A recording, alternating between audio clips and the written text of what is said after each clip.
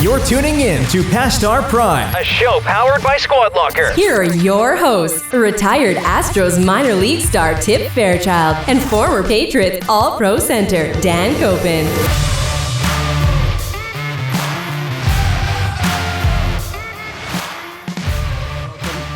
Past Our Prime, episode 29. I'm back in the office now. Time to get back to work. Enough with the vacation. We're back. Time to get back to work for about 10 more days, and that's 4th of July. Yeah, that's true.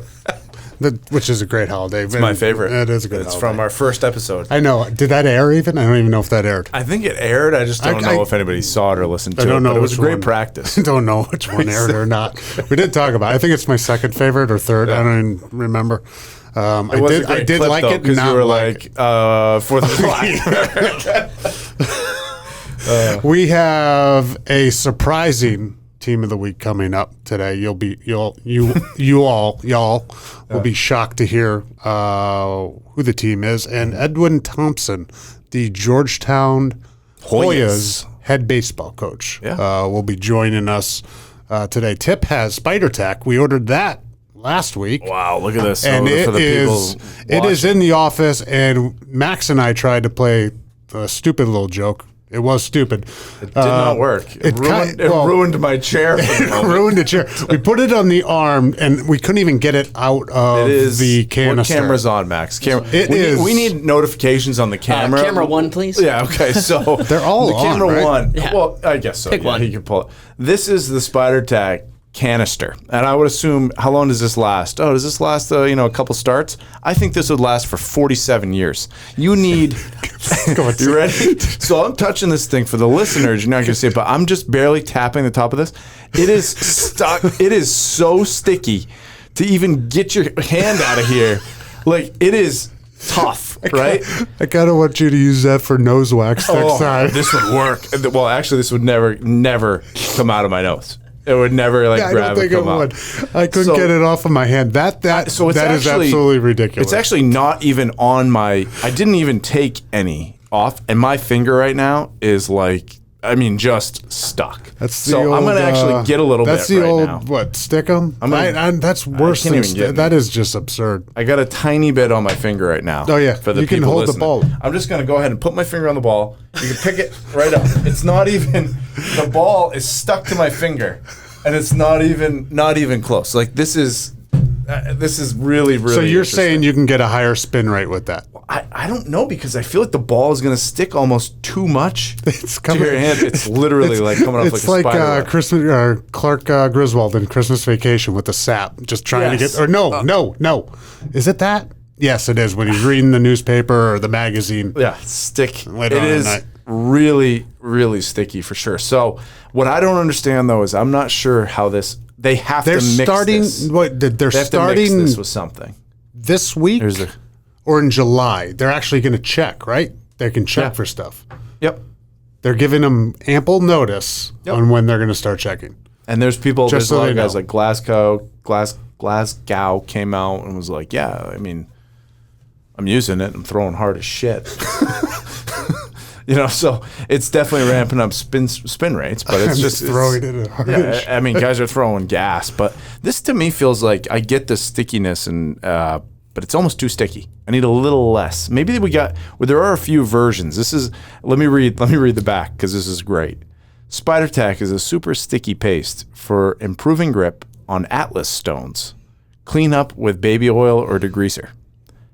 That's all it says on here. Like Atlas, like the world's strongest man? Yeah, I think those big rocks, they move and put it on a block. I feel like that's cheating too. Whew. That is sticky stuff for sure. That's fantastic. So we learned about the Spider Tack, the U.S. Open, Father's Day weekend. So happy Father's Day, Dan, by the way. Thank you. Yeah. And you. Same. That was very nice. That was the nicest thing you've ever said to me. Yeah. So we had Father's Day weekend. By the way, my 4-ball match, we qualified, obviously. Knew that would happen. Big weekend next weekend now. That's for the 50. That's for the 50. Next weekend's for the 50. Yep. We got to win, because you said, I'll take the field. Oh, I got the field. Yeah. So big match for O'Malley and I coming up, playing a couple big guys. A lot of athletes in this foursome. Myself. Sorry. So Mike O'Malley played. I would have included you in there. He played baseball at URI and then played a couple years independent baseball, so he's a heck of an athlete, great golfer. Evan Shaw, who's a state trooper, but also played pro hockey. And then Bobby Ndeglia, who played baseball at Holy Cross. All good athletes out there. It's going to be an athlete. It's going to be a grind. Yeah. So and O'Malley and Ndeglia both hit the ball about 555 yards. They just bomb. It's scary to watch. But that's going. So then, but U.S. Open, there was some carnage. It wasn't crazy carnage. I think you won the bet, though. I did win the bet. Because my guy had sand in his eye. You did. Victor Hovland had to withdraw after the second round. I hope he's okay. Yeah, he had a dot of sand that hit him in the eye. I hope he's out. He's okay. Injury report. So upper body injury. I think that's how I lost. Because Okay. he withdrew in the second round, and then I had to take an 80. Yes, And that then, is how you lost. And then another guy got cut, which we both had we one both guy had a guy cut. out. Yep. And then, no, it was Hovland. I only had one. Yeah, yeah. Hovland's the only one. Both the other guys, Shoffley Yep. and Johnson, made the cut. And then Yep. Hovland, it was the 80 that he had to take in the second round. Second for the round that withdrawal. killed you. That Yep. sort of killed me. So there's, that was their Bryson DeChambeau and Brooks. They really actually had the tournament, I think.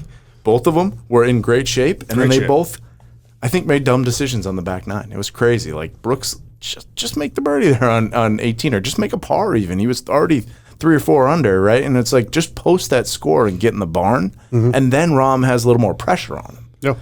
But Rahm played amazing on 17 and 18. It's one of those, it's one of those times, you've got to make putts, right? It's that game where you have to make two putts. monsters. And he finished up with 17 and 18, birdied the last 2 holes, which has only been done a few times from what the commentator said. But those last 2 putts. Yeah, huge. What, left or right? He was fired up. Left it to looked like right. the same putt, kind of, right? It did look like the same putt, but still, Those are 15, 20 footers. Even more, I think. At the U.S. Open on the 71st and the 72nd and you hole. know, actually, too, you got to do it. Like, that's the thing. He was like, yeah, I have to make birdie on 17, and then if I make birdie on 18, I probably maybe win this thing. Yeah. So it was I don't serious. get one. You talk about DeChambeau. We talked about it. I was actually, you know what I actually thought how he handled himself with the Brooksy coming. He gave an interview after the second round or first round, and he actually said, "I take all that stuff as a compliment." Yeah. I'm doing my job. I'm going out there. There's a rivalry. I'm playing well. People don't like me. That's a part of it. Not everybody's going to like me. I actually liked that comment. I got a little bit. I was like, okay, maybe we can change this around for this guy, or I like him better. Then he comes out after his 8 over in the last round when he was 2 down. He was minus 2. He was a leader at 9. He was minus 2 after he was a leader after 9. Yes, he was a leader. He was minus 2 on his round on the front 9. Yep. He comes out on the second round after doing some bonehead stuff. Golf is all about what did he say? playing. Let me see what he said. He said, I got some bad breaks on lies where the ball, we're on my lie in the rough. Did you see the rough? Oh, the rough was tough.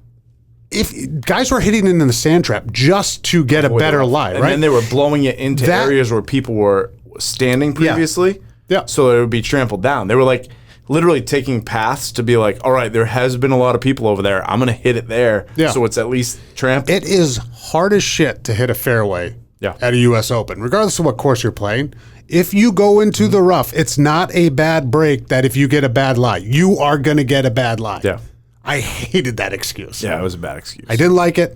So, all right. And then you just go and blow up on the back nine. And we're going to go on Far From Par at probably 11:30 at night one of these nights because these guys are West Coast guys. But we're going to do an episode that's going to be all U.S. Open, and I'm sure you're going to let it loose. No, I'm not. That's it. That's all. Because I actually started to like the guy a little bit more from what he said. But it's kind of like what Bill preached to us when we were playing.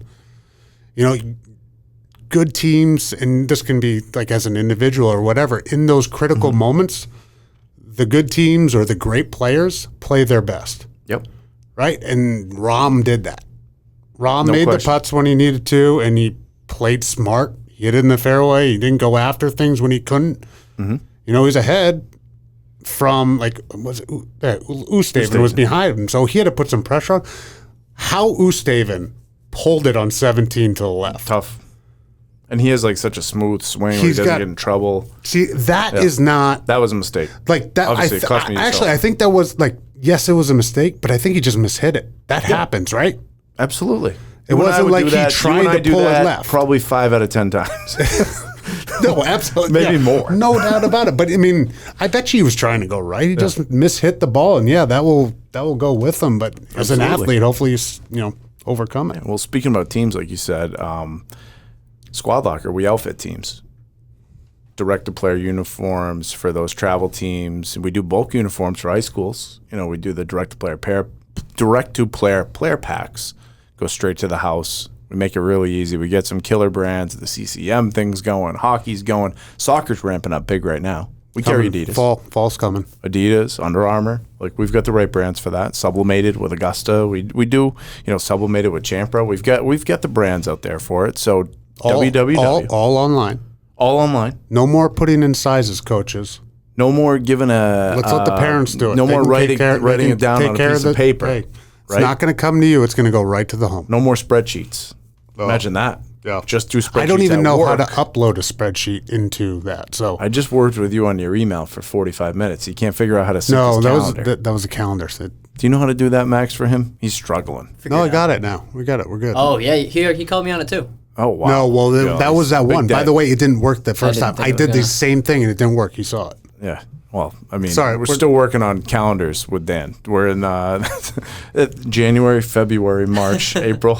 Southern Maine, BC. Yeah, I know. Right. Well, I went to a big business school. You went, I went to No, BC's not a big business school either. Liberal arts school or something, isn't it? Yeah. We're just... So, www.squadlocker.com/ Yes. Suit Up. Very good. Is the ad. That's the ad read. Was there anything else that happened that we need to discuss? Oh, I know one thing before we jump to the interview. And then Team of the Week, in which we brought in somebody from that team, my alma mater, there you go. Be Team of the Week. Monmouth. So we, what was the other thing I was going to say, Dan? I forgot now because you just threw me off kilter. It was hockey. So one of the engineers who consistently is hitting our Miller High Life thing online that we were doing. Miller High Life is so delicious. We're doing a Miller High Life for you now. So he said, hey, can you guys talk about hockey, please, for me? So I'm throwing this on you, Dan. Who's playing in hockey right now? Who's playing in hockey? Who are the hockey matchups right now? Right now, it's Montreal versus Vegas, and it is Islanders versus the Lightning. Yeah. Okay, good. We got the teams. So that's the first part. I've been watching the Tampa Bay Lightning series. Mm-hmm. Tampa Bay Lightning and Islanders series. Sorry. Yes. I couldn't tell you the colors of the uniforms for Vegas. I can for Vegas. Were you drinking? Were you drinking too many High Lifes? No. I'm fine with that. But I haven't seen the puck. Yeah, I haven't seen the Vegas Knights play one time this year or seen one possession of the puck yet. Yeah. So I don't know. I mean, do we have anything to include on hockey for the engineering folk that are in the other room? No. We don't have anything to include. I mean, no. I did not play hockey. That's right. Growing up, I like to watch hockey. I'm not a hockey commentator or analyst. I've been working on. If they do something stupid off the field, we could probably talk about it. Off the ice. You can say off the field. There you go. It's off the field. Yeah. So what I'm still trying to figure out offsides a little bit once in a while. I just don't know how they hang so close to that line. They're so good at it. And then I'm still trying to figure out icing once in a while. I'm like, okay. Over the arm went up. I know we still haven't figured out. They the have lines. to get across mid ice, and then they can dump it. I get that, but if you looked at lines, so it has to go across a red line, the blue line. It's got to go. It can't go. It can't go. I mean, there's in the middle. It's red. 3 lines. Right in the middle. It's red. Middle is red, and then they got 2 blues. Yep. Right, and I think it's probably red by the goalies or whatever. Who knows? Can't go from red, blue, or obviously blue, red, blue. Okay, that makes I kind of get it. Right. I get it when I'm watching it. I don't know how to. There explain was the Islanders in Tampa Bay. Mm-hmm. Islanders were up 3-0 going into the third. Tampa Bay came back. Yep. 3-2. 5 seconds left, Max. You'll love this. Max doesn't care. 5 seconds left. Tampa Bay gets basically like an open net shot. Oh, missed it? One of the guys one of the defensemen or forwards, I don't know which one it was, came back to the line and put his glove out and stopped it. It would have went to overtime. Penalty shot? No, it's a legitimate play. that? Yeah, he got in front. He blocked it. Wow. It was a great play. Thought that was a penalty shot. There we go. We talked about hockey. Yeah, guy sacrificed his body to help a team win. Hey, big thing in hockey. They do that a lot. They play lower body injury. I love it. We should do an injury fun report sport to watch. on hockey because all it says is either upper body injury or lower body injury. That's it. I like The it. guy could have a broken leg. Yeah. Lower body injury. I think you guys need to sign off with your umpire calls. Yes. All right. So we wanted to do the umpire call. Dan, strike 3. Do you want me to go first? Yeah. So strike 3 umpire call. Do it standing up just so we get it. Oh, jeez. Okay. So you got to get down in a crouch a little bit. Do you want Max to get in front of you? you? Have the camera? You're holding the camera? All right. So I got to take off my headphones for this. All right. Here we go. So I'd take the call right here. I got to think about how to do this. So my regular strike call would be, ha! That's a strike call. Why does that ha? Are you strike. playing karate? Yeah. And then my strike 3 call would be, strike 3! Like that. So it's the right, left. What would you do? Now I got to think about it too. I think. Do I have to? Well, I mean, yeah, you got to get down the crouch. You're down, you're looking. What's your strike call? Hey. Oh, that's nice. Like that one. Then get down and get. Oh, okay. You look like you're going to go dancing or something with that one. I want to pull I honestly, and we'll talk to the coach, but I want to pull the Naked Gun. Leslie Nielsen. All right, we'll have to pull that. Well, by the way, it's hot in here. I'm getting a good sweat going. Yes. So, all right, to the interview. Edwin Thompson, Team of the Week, right after that. Don't say goodbye. So, today's guest, we're always talking past our prime and people who have played, and now we're doing other things. And then we've wanted to get some coaches on, too. Yep. So we've got Edwin Thompson, head coach now. Big school, too, Georgetown. And you have been through the ranks, man. You've coached a lot of spots, and I think that you're in your car right now. You're headed to the airport, right, which is the life of recruiting, and the life of, I guess, a head coach, too. You don't have the staff that you can just send out, and you take the private plane somewhere? Edwin, is that ready yet? Yeah. No private plane. We just do it all together, work together. But yeah, there's no private plane, unfortunately. So, gotcha. So, first part of this, because we're going to hit some funny things about college baseball that hopefully you can answer some things for us. You've got questions. I've got some questions. What's going on today? Yeah, I've got some questions of what's going on in college baseball today. But another Mainer. We're just loading. Of course. We're loading up the Mainers, Edwin, right now. We're loading us up, right? And I just came from, and the team of the week this week is Monmouth Academy because they just lost in the state championship to Orono. But I went to the regional game, which was an amazing game. They won. They're team of the week, so they'll be after the episode here. But you're a Central Maine guy, right? Good baseball player. Yes. How did you go from a Central Maine baseball player to now, you have coached at some serious schools, and you're starting down this journey of a head coach at a big program too. Did you just stay in baseball the whole time, or did you ever pull out of baseball at all and be like, hey, I'm going to sell insurance, right? Or I'm going to be the director of sales at Squad Locker, or I'm going to go be whatever, right? Was there another gap in there or another passion at all? Well, I couldn't hit a slider. So I had to make a choice when I was playing independent ball. So my career ended very quickly. I played independent ball at the Bangor Lumberjacks and couldn't hit the slider. So I kind of had to figure out. So I jumped kind of right into coaching. Not necessarily all. My first job was JV middle school basketball coach in the off season to make some money, and I was substitute teaching. So that's kind of how it started.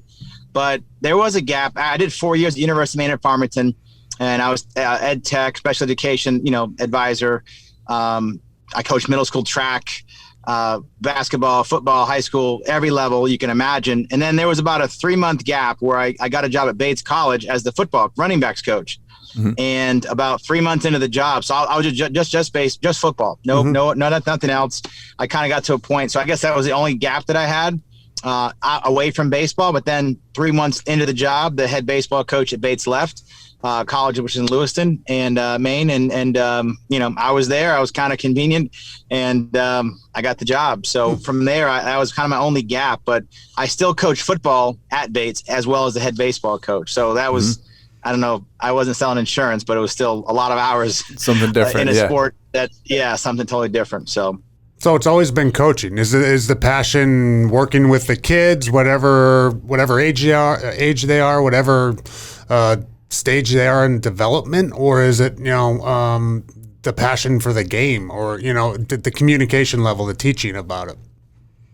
Yeah, just to impact young people. I was very fortunate to have great coaches, like I'm sure like both you guys did, and they made an impact in my life. And I was just able, wanted to kind of, when I got done playing, I really didn't want to, I had a business degree and didn't want to do anything else. So I just felt I kind of just got started into it, and then it led to something more and more. Then now, obviously, it's my livelihood. So it's progressed, but my passion hasn't changed to impact kids and help them out that along the way to reach their goals. And, whether it be to get for our guys to get to the big leagues, or to be a CEO and now at Georgetown. So that part of it's always been kind of in my I guess DNA. And I was an okay player. I played, like I said, a little minor league independent baseball, but I wasn't anything, to call home about. I just kind of worked hard and did my job, but coaching has kind of been my passion for the last 18 years.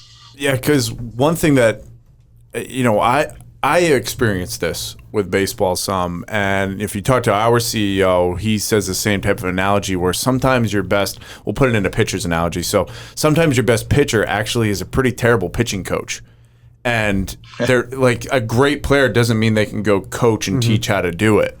I experienced that with this. Like, I can pick up mechanics and everything, but for me to be like a great baseball coach, I don't quite have that. That like what it takes. So like, I could probably train a kid and like help them and like understand it, but it's a different skill set for sure. And that's where sometimes I look at coaches and I'm like, oh, well, their background wasn't playing 10 years in the majors and this and that. And you're like, that doesn't mean anything. Right? Like, that doesn't mean, to me, that means nothing. And some people are like, wow, why are they coaching like this level of kid? It's like, because they know how to coach. It's not like because I'm not a good coach for your kid, but that guy's better. Right? He cares about it more or something. I don't know. Is that right? I think it is. Yeah, you have to just relate to the kids. I mean, I think, one, it's a skill. I mean, I think honestly, being a special education teacher prepared me to be a coach, because every day I went to that classroom at middle school level, it was something different. There was something that had to be done with every kid was totally different. And again, it kind of started my foundation of who I am as a coach, just allow me to really know that every kid's going to be different. You can't teach them or coach them the same, right? And so I learned that kind of, and also too, I have a background. Like I said, I coach high school football, college football, middle school track, high school basketball, girls basketball. So I have a wide range of how to adapt to a wide range of people. And I think that's helped me. So I think, but I got better as a player early on. Now I haven't done a lot like I used to. Like when I was just finished playing, I was teaching certain things, and then my skill set got better. But at that point, I was past my prime, right? So it was just kind of one of those deals where I just really fell into the love of teaching others, kind of, learning things. And I think a lot of time now it's just a lot about life lessons too, which has been great at the college level. So right. How challenging was this year for you as a coach? I know it's challenging for the players. I mean, you were at Eastern Kentucky last year when the season got canceled, correct? Yeah, we were 12-2. Right. We just beat LSU. We were rolling. Like, we were top 25 getting votes. Like, it was a good situation. All of a sudden it got cut short March 11th or whatever it was. And, so I went through the summertime, just kind of Zoom calls with our players, keeping engaged with them, different things going on. And then in August, Georgetown called me about this position. Okay. Yep. And so that's kind of how that happened. So I get hired September 1st. And then I don't meet my team until March 27th. Wow. Because of COVID. So Georgetown, and DC. So, dealing with the local government stuff or whatever. We didn't get a chance to be on campus. No fall practice, no preseason practice. Typically you start in January, start in practice, games start in February. March 27th, I meet my team. We had 8 days to prepare to go play Virginia and Commonwealth, and we played UConn right back to back. And so it was like we were together 56 days total with the team and 30-something games. So that part of it was just you're just managing a lot, and you're trying to keep the kids going in the right direction because for the first 2 weeks, we're trying to learn everyone's names. I mean, to be honest, it was just a wild run. But yeah, it was definitely a different year for sure than anybody could ever imagine. How'd the kids handle it? They showed up every day. I think at times, because you're dealing with, Georgetown's a great school academically. So their normal schedule, like when there's finals, we normally have off because of the schedule. We have that built in. But like this year, we had to condense everything down. So like they were doing like study sessions late and everything like that. But I thought for the most part, the kids were prepared as best they could. They did everything they could to get ourselves in a situation to compete. And, we just were behind everybody from a skill stamp. Baseball is one of those sports, it's a rhythm game. And they hadn't gone since March. They hadn't played because most summer leagues were canceled last year. Right. And so like they had no instruction for basically a year. And then all of a sudden we jump in and start playing. But our kids did a great job. We had no guys tested during the year positive for COVID, which that's a tribute to them. They really made a commitment. We had a very strict kind of guidelines. We weren't in a bubble, but we stayed in the bubble best we can, if that made sense. And they did a great job. So contribute to them to show up every day, and that'll help them out down the road in life. Yeah, because we had Nate Lehman on, who's the head coach of Providence College hockey, and then also the U.S. national team, and they just won the gold medal. And they were in they were in a bubble, but they were in a legit bubble, right? And he said it was tough they were even in a hotel doing Zooms room to room at times. Yeah, right? but that was also like in February. That was February was a little bit earlier on, and COVID's loosening up a little bit. But I can't imagine not going. You get the job and not seeing your kids for 9 months or whatever it was, and let alone that recruiting, right? Well, it's impossible. Did you have a chance to bring anybody in this year? Well, that's another thing. So we weren't allowed to recruit starting back in March. Whenever things happened, the shutdown happened. So the NCAA said no recruiting from March, and it just lifted up June 8th.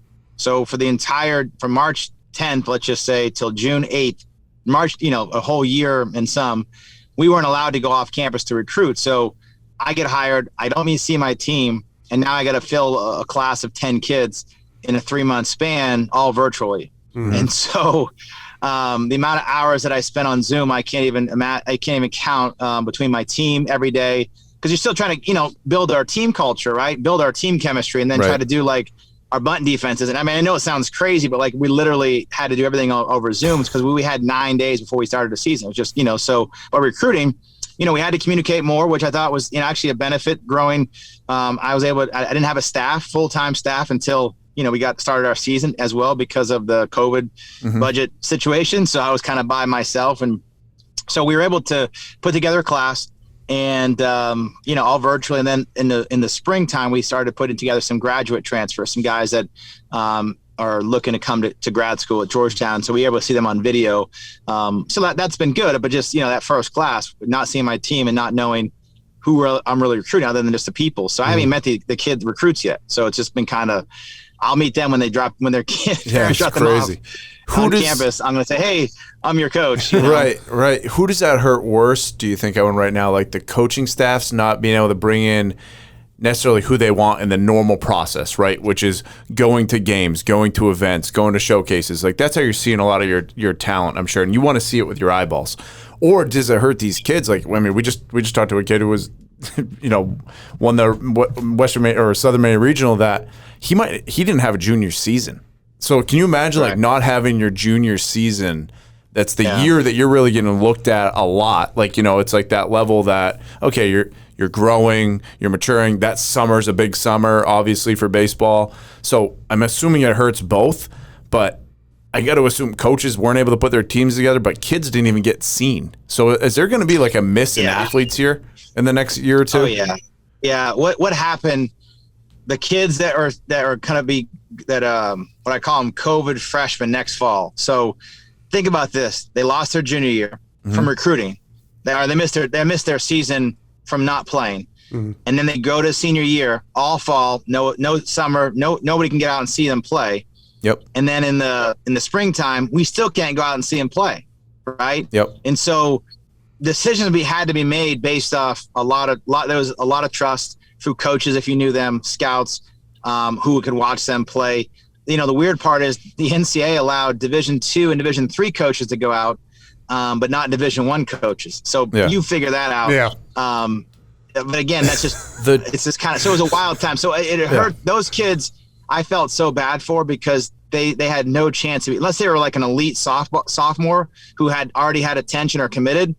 These kids were scrambling, and there was a lot of reclassifications, more than you probably ever saw. Kids going post grad. There's going to be a backlog in college baseball for the next 2 years. This year we had unlimited roster.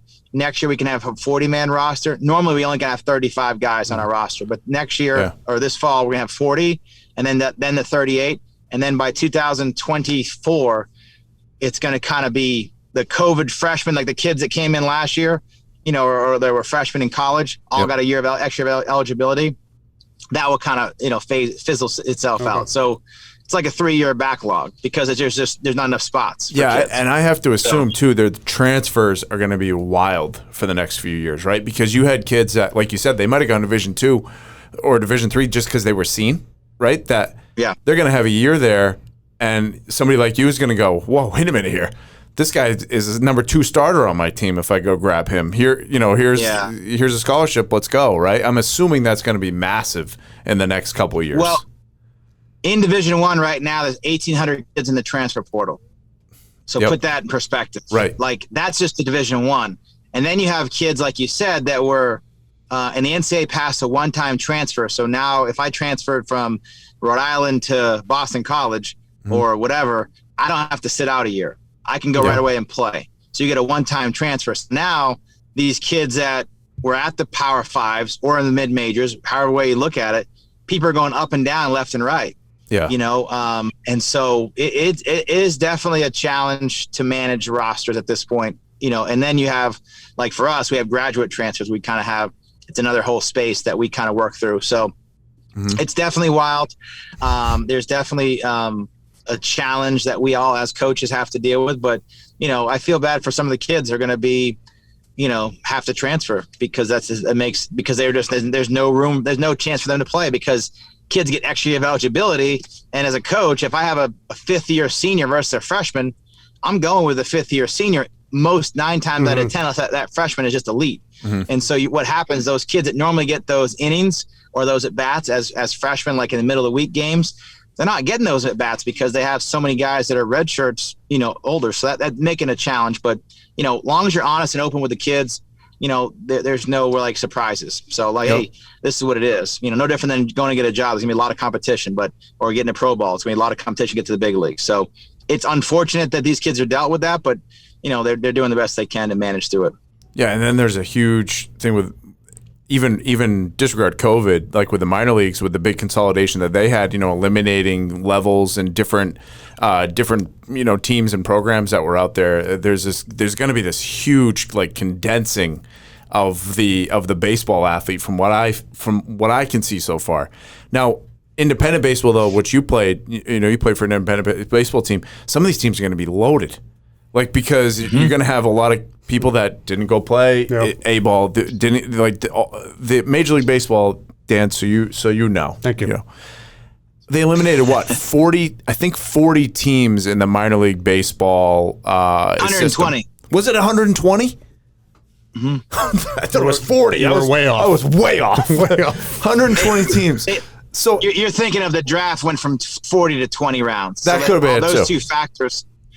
Two factors, the backlog again at professional baseball. Like if you're not playing well, you're going to get released and they can sign somebody else tomorrow. It's going to be even more. Where are those guys playing? Where are all those guys going to be playing though? To be like, hey, I'm in shape, I'm ready to go. That's. Well, think about a kid that got drafted last year. Yep. There's no season for these kids, right? I don't understand it. I don't get what's like. I was watching one of Clement's sons, one of Roger Clement's sons. Those guys, they're doing a fishing show right now. like Clemens Outdoors, and it's like just because they're still elite, great baseball players, and I'm sure they're training, but they don't have a place to play, so they're out there like doing a fishing show on Instagram. Right. It's like crazy. He should be in AAA, or he should be probably like in the big leagues eventually here. So it's nuts. Yeah, it definitely been it just makes it challenging. So those, what the minor league's done, it's condensed it down. So you don't have those senior sign guys, those guys in the 35th, 40th round. So those guys either not going to play after, have a chance to play that 1 year or 2 years as an organizational player. Now they're going to go independent ball. And there's more independent teams now popping up. They're trying to do some things to replace some of those things. But then also Major League Baseball now has 2 college summer leagues to replace the Appalachian League and then basically the New York Penn League, which both got. Oh. Frozen face. Frozen face. Senior, junior college draft league. Those towns and those cities. Yeah. What about so I mean, basketball. College basketball has a huge problem with, I guess, guys staying one and done. Right. I don't know if they eliminated that yet. So baseball is a great rule. Football. So what happens in baseball? Can those kids, when they come into college, do you have them for an extended period of time, or can they? I mean, obviously, if they're elite, they could probably leave at any point and sign with the team. But for the majority, do you have those kids to develop them?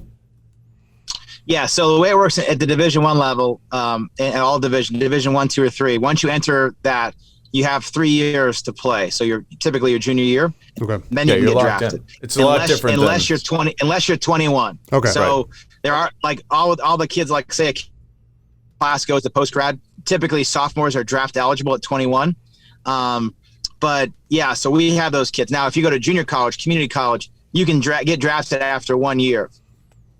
Okay. Yep. This is why people go to JUCOs and junior colleges or NIA for a year, because they can come out after 1 year. Yeah. Where, as opposed to if you go to a 4-year school, you have to be there for 3. That's the loophole. That's the game. But it's like, Bryce Harper goes to a 1-year junior college because he knows he's going to be a superstar, but needs 1 more year. Yeah. I get where you're going to fall in the draft. It makes sense for some people. Absolutely. So, yeah. But the bargaining power, though, for full 4-year baseball players that play NCAA is your junior year, because you still technically could go back. Year. Right? Well, if you stay another year, Coach, do you go back into the draft then? It's kind of like weird. So when you get drafted, before you get drafted in high school, don't you? You get drafted in high school, but then if you choose not to go, let's let him explain it. You can explain it, Edwin. You know better than I do. Well, no, like you can get drafted in high school, and right. I mean, obviously, but yeah, like if you get drafted at a high school, you have the option to go to school or sign. You have now the drafts got moved until middle of July. So you have until I think it's like August 1st to make a decision if you're going to go to college or not. As a junior, you have that opportunity to go back to school, but you have no leverage, right? You have no bargaining power. Like, so let's just say you get drafted in the 18th round as a junior, and you get offered $75,000 to go back to sign. But, let's just say you want to get your degree, because you can make $75,000, on some jobs, depending on, in a couple of years. Especially coming from Georgetown, you can. Yeah. Well, yeah, Georgetown, you can, so like the kids will be like, well, are you going to pay for my school? So you get like packaged up, you get school and you may get some money. But the benefit of signing as a junior is you just start playing. Your clock is, the younger you are, the more time you have in theory to get to the big leagues. So that extra year, let's just say, like I had a kid happen a couple of years ago. He got offered to sign as a free agent as a junior, and he went up. He was in the Cape, did great, and he pitched, and he was he was an All-American, and he ended up in the 6th round, and he actually got close to $100,000 as a senior, because it's all slotted money in the first 10 rounds. So what happens a lot of times in rounds like 6 to 10, organizations they got 5 really, really good picks, and they're going to take a lot to cost to sign them. So the Major League Baseball kind of controlled it.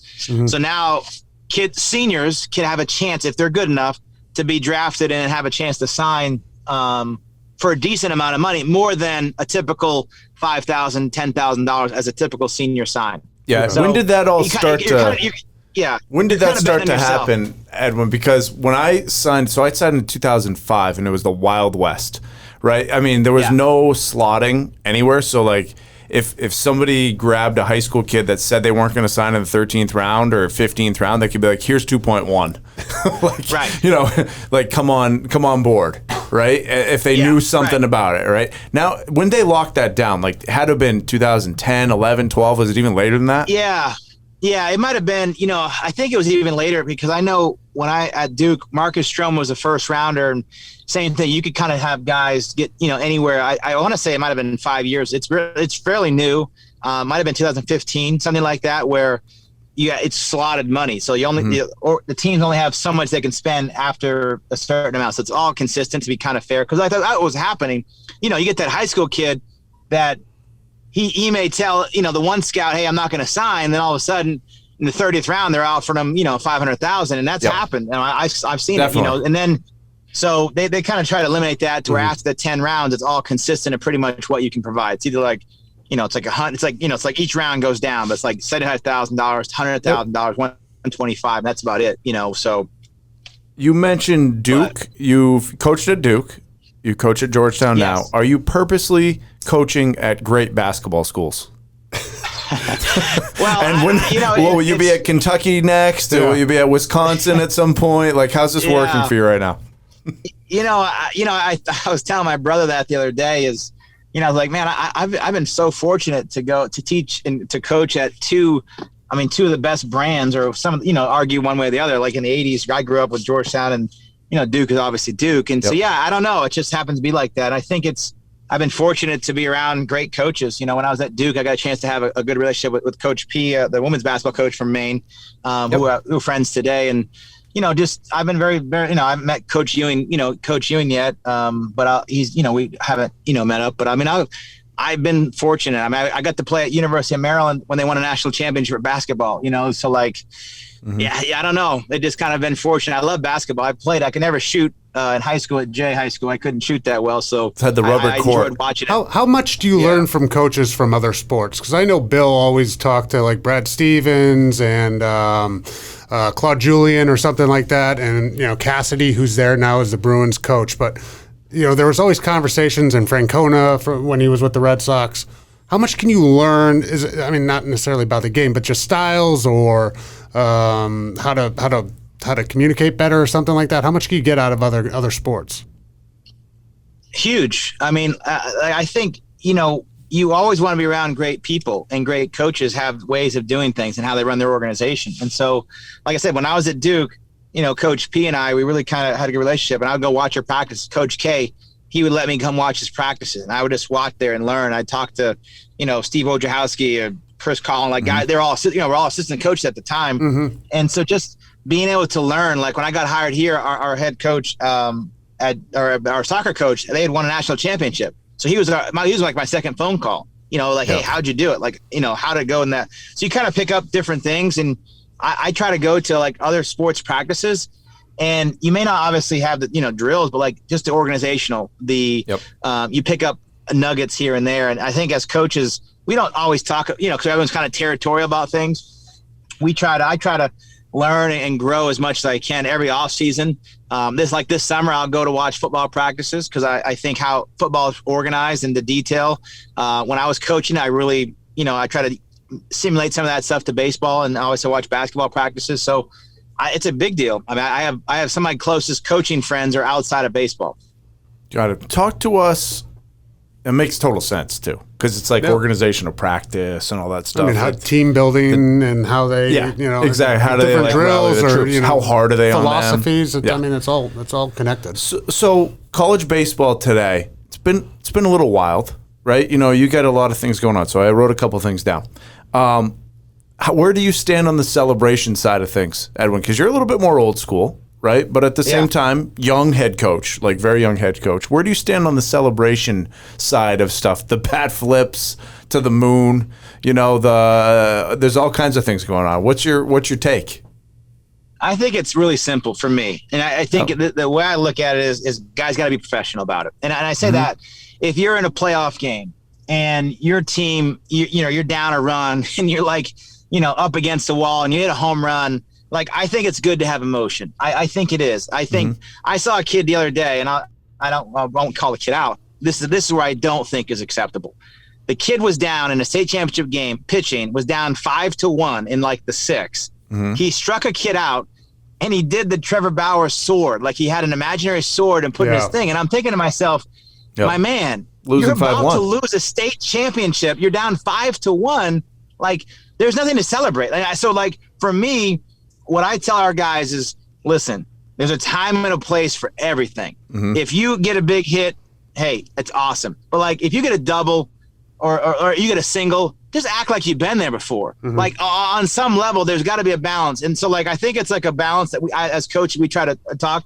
You know, again, in a big moment, to win a game, to win a walk-off, like, hey, emotionally, bat flip, I don't really care, right? Yep. But, like, if it's like a regular flow of the game, like in the second inning, and you're bat flipping and it's a 2-1, like, I just have a problem with that. And so I tell our players, they know we got to be professional about it. Like, if you're a pitcher and you show emotions, you know, you get out of a big jam, base loaded, nobody out, like, like fist pump, but like just the normal flow of competitive behavior. But like I said, the kid, I mean, he was down 5-1 and he was doing a sword shot. I mean, like, this is just that's where I have to draw the line. You see what I'm saying? So I think there's a balance. Act like you've been there before. Yeah, Barry Sanders, like I've scored a touchdown. Hand the ball to the official. Yeah, and there's a time and place for everything. Definitely respect for your opponent, no doubt. Mm-hmm. Right. If you're recruiting that kid, does that throw you off of him? Like, no, how good does he have to be for you to look past that? You know, I think it's. And I had a kid, you know, he's one of the top players, and I was recruiting him, and he didn't do it like what I consider like a hard 90 one time. And the next time he got a base hit and kind of Cadillac it. And I asked him, I said, hey, are you hurt? Are you hurt? You know, why weren't you running hard? Well, what do you mean? I said, well, in our program, if you want to play for me. So I tell kids, I give them a chance, right? Mm-hmm. So like this kid was really good. So the next time, he didn't know I was coming to see him play.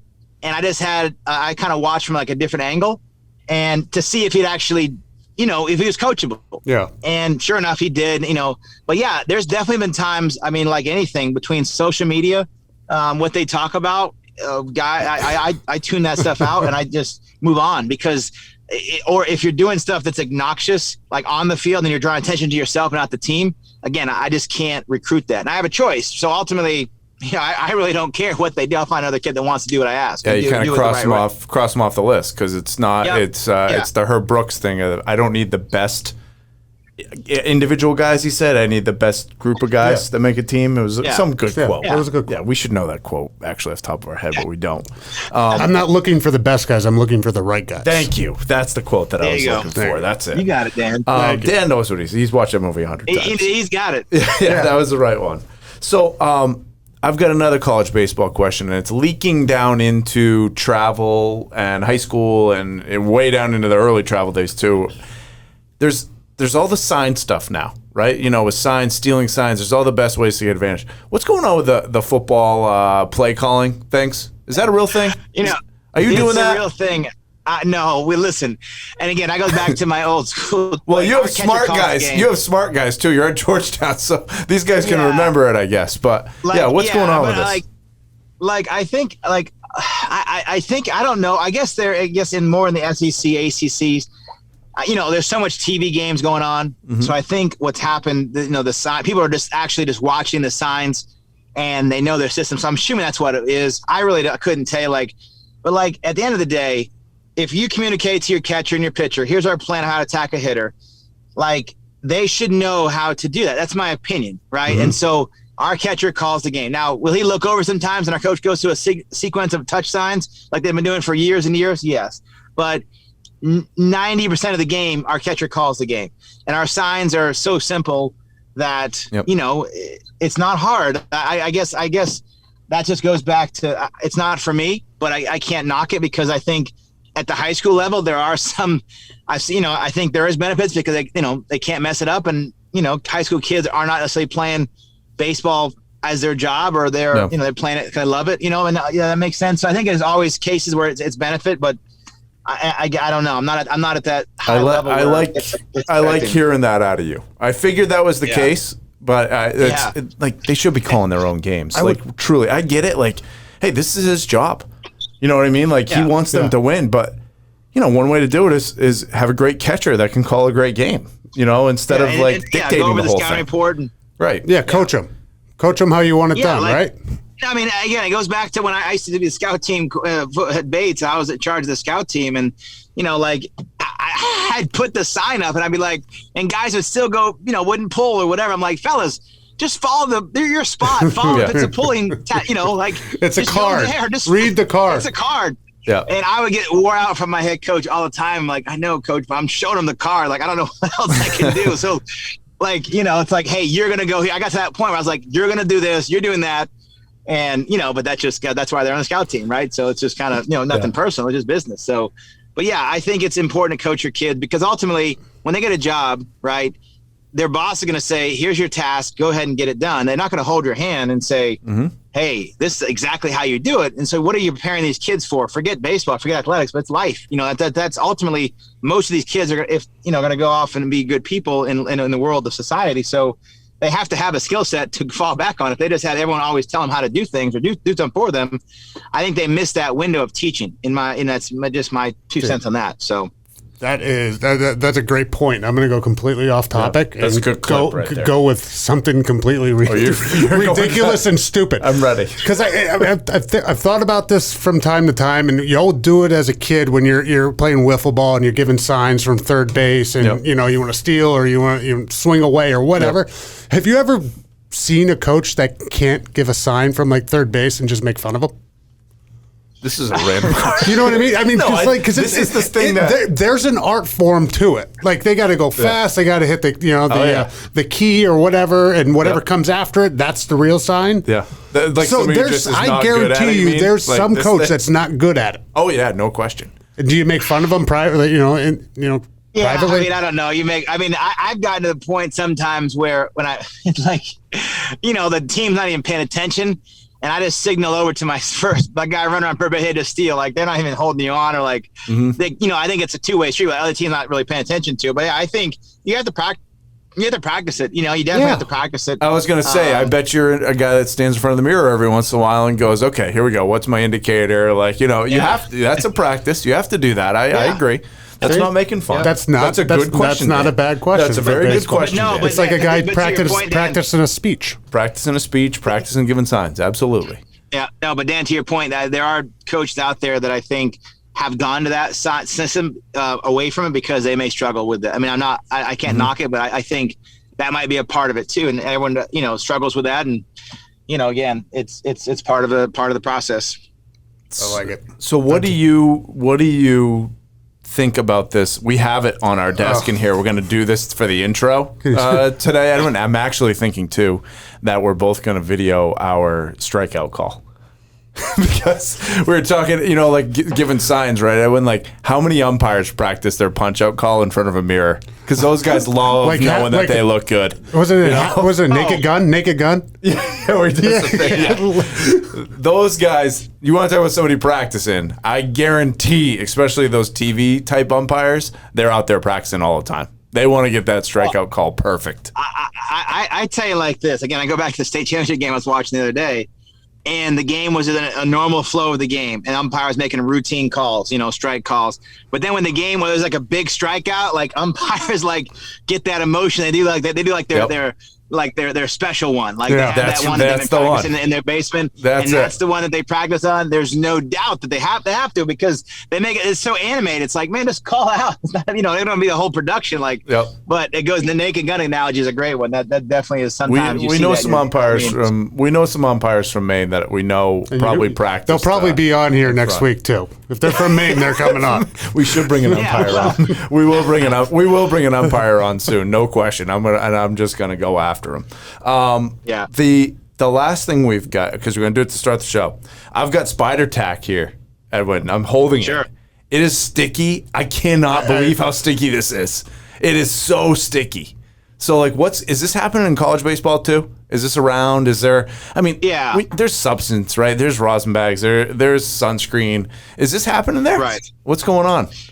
I would assume that it is. I think like anything, once let's just say you're in the minor leagues and you're just finished going to college, and you go back in the off season, you talk to your other guys and say, hey man, you should use this stuff. It's good. I mean, I'm sure it's getting like anything. It's passed down to to each level. But it's been going on. I mean, it's not like it's a surprise. I think the fact that they're doing it now, and the balls are slick. I mean, the Rawlings ball, but a lot of the ones it's a different feel, and I can only imagine as a pitcher have that. But like rosin and sun lotion or whatever, that works. So I mean, but yeah, I think it's definitely going on. I don't know to what extent, because it's kind of one of those things you just kind of just out of sight, out of mind, and as far as other teams, what they're doing or not doing. Mm-hmm. But I think, I definitely saw more, the last couple of years with guys on their hats that look like big leaguers' hats, and had that kind of stuff to get that feel for it. So I mean, that's been going on for a while. So I mean, it's just a different thing. If you come off the batters, or let's say you just grab the bat on some pine tars, you go back, and I mean, it's stuff goes on, and you just gotta have to manage that. But yeah. So go to your trip. You got some recruiting to do. You got to build a couple solid years here in terms of like getting your recruiting class in, because that's a big thing coaching too. These guys, when they go to a new school like this, they want their guys. Oh yeah, you know what I mean? Like you inherit people, but then you want to get a good run of like having all your people there. So I'm sure you're starting to build that now. 3 to 4 years, Georgetown's going to be known as a baseball school, not a basketball school. That's right. The goal, right, Edwin?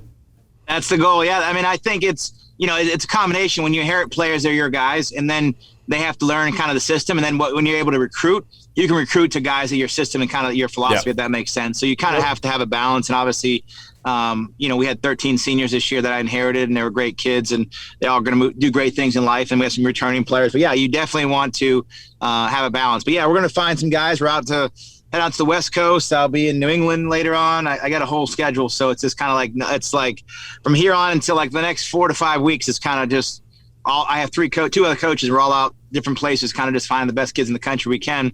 And but yeah, 3 to 5 years, 2 to 3 years, whatever it may be. But I want to win now, so that's obviously. I like it. But we have to go through the process. But no, I think it's been great to talk to you guys. I'd love to get back on, talk some more. It's great. Yeah, when you're in town, when you're in New England, come by. We'll say hey to you, and then we'll be ready to rep some Georgetown gear too, because I love that G. Yeah. That G is a good logo. Yep. Can you wear that though, BC guy?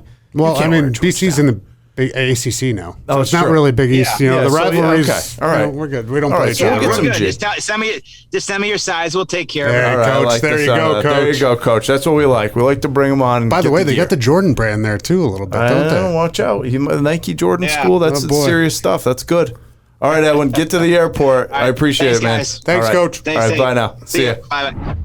So we've got Cam Armstrong on, and this is our first Team of the Week person that we're bringing on, because Cam is on a great team. He's on the Monmouth Academy Mustangs.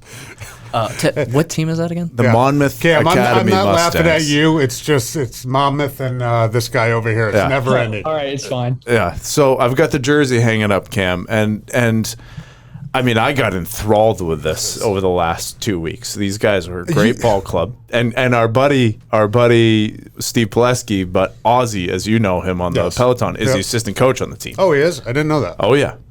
So he's a beast on the bike. He is a beast on the bike. How do we like him as an assistant coach? Ooh, this is gonna be good. He's a good assistant coach. Yeah. You're a senior, right? You're done. So you can say what you want now. You don't have to be. You don't have to be scared to go to practice anymore. That's right. No, he's a great guy. Okay. He changes his voice when he's out there. I notice his voice doesn't sound like that normally, but he like puts this deeper tone in his voice when he's coaching, and I kind of busted him on that. At the game the other day. I mean, I haven't heard him without his deep voice, so I wouldn't know. There you go. So hey, one thing I noticed about you got the eye black. We'll put a picture in. Okay, because I did post one, Max, anyway. You bring the eye black all the way down? Oh, yeah. Is that your thing? War paint. There you go. War paint. I like that. You know some guys like that? Yeah. Who did the war paint? Not a lot of war paint in the pros, I don't think. I had a guy, Chris Hovan from college. Cover the whole face. Did that, and then he was a first-round draft pick by the Vikings, played for Tampa as well. He was a big war paint guy. It worked. Gotcha. Okay. Nice. Hey, what you got to feel good. You got to look good to play good, right? Whatever you want to do. I agree. You pitch. They call it Southern and Northern Maine now, or is it still? It used to be called the Western Maines when. Yeah, we're Southern and we're Southern. I don't know where the line is, but We played Orono. They're Northern, so yeah, it's Northern and Southern. That was a tough loss, but the game before, so you guys made it to the state championship. Game before, you threw a gem. I was there for it. We had a big alumni crowd there for it. You pitched great. These guys won the Southern Maine championship. The regional. Southern Maine regional to get to the state championship. Cam was a stud on the mound through a great ball game. You actually had a perfect game, I think, into the 6th. Is that right? Yeah. Yeah, I wasn't really thinking of it because I don't like to think of it because when I do, I feel like I mess up, but it's all right. It is what it is. Well, you guys made it there. I think that team will be back because you're the only senior, right? Yeah. Oh, yeah, they're definitely going to be back. So we're doing Team of the Week. So every player on the team is getting a $50 coupon code from Squad Locker. So we have the store built. You guys can all go on there and get it. We'll touch base you on that so everybody has it. I'll handle that with Coach Steve. Okay? All right. But there's a big question out there. I was interviewed Friday before the state championship. Okay. And it didn't run because these guys unfortunately lost, but I think they were keying up interviews for it. 2001 team, you weren't even born yet, right? What year were you born in? I was born in 2003. That's so bad. That was my rookie year. That's so old. So literally, like when I was there with a couple of my buddies, we're like, this actually could be our son could be out there on the field right now. Sure. That's how long ago it was. Yeah. But it felt like yesterday. Yeah. Glory days. Yeah, you can remember it like yesterday too. Yeah, exactly. 2001 team versus 2021 team.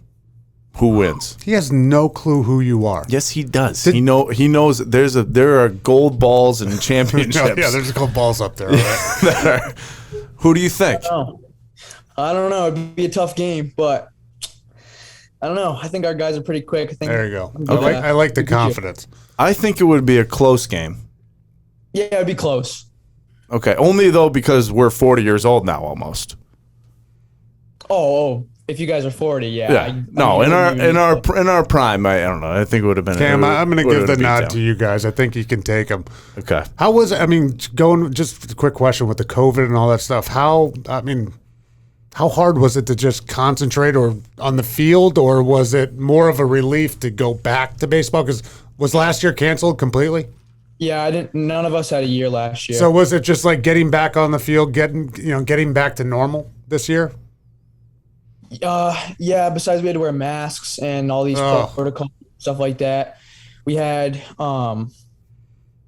quarantine, so like kids were out for a certain amount. Mm-hmm. So we had to play tough teams through quarantine. Like we beat Lisbon one game with Kyle Plesky on the mound. We had 4 starters out, so it was a good win. But it's really tough. So yeah, it was weird. You know what else is crazy? The umpires behind the mound. Yeah. Oh no way! The whole season? Yep. Oh, that is crazy. No umpire behind the catcher. Oh, that's crazy. I didn't notice it until like the 4th inning. I was like, "Where's the umpire?" I was like, "Are they calling balls and strikes himself?" Yeah, no kidding. I didn't even notice that's it. Something to get used to. Well, that's a heck of a year there, buddy, with everything that you had to go through in senior year and getting to the state final alone. That's an accomplishment in itself, man. Absolutely. Absolutely. So, and everybody was supporting you guys, Cam, just so you know, and I'm sure we'll continue to do the same next year, and then we'll follow you along too, okay? So we'll get in touch with Coach Steve. We'll make sure that you guys are team of the week. So Monmouth Academy. What are the future plans for him? He's a senior. What do you want to play? Real quick. My plan was to go to Thomas, but I don't really know where I want to go. I'd like to see if I had other options or something like that. Because you were going to play soccer, right? Yeah, but I don't know if that's the But now all of a sudden, because you didn't have your baseball junior year, which is your number 1 year, now all of a sudden you have this great year. I mean, I could probably put a couple calls in here. I know Southern Maine Huskies might want to entertain that. Yeah, I'd like, that'd be sweet. I just I don't know. I wanted to play soccer because I had my junior year in soccer. I played 4 years. Wasn't feeling I still wanted to play baseball, but I didn't think it was my sport. But I feel like it is definitely my sport, and I feel like I can get so much better in this sport than. I think so too. Hey, that's a good attitude. I think so too. Absolutely. So, anyway, Monmouth Academy Mustangs. Team of the week. Thanks for coming on, Cam. Thanks, Cam. Have a good rest of the day. You too. Thank you. See you, pal. Past Our Prime is brought to you by Squad Locker. Squad Locker is your one-stop shop for custom team apparel, delivered right to your front door. Learn more by visiting squadlocker.com.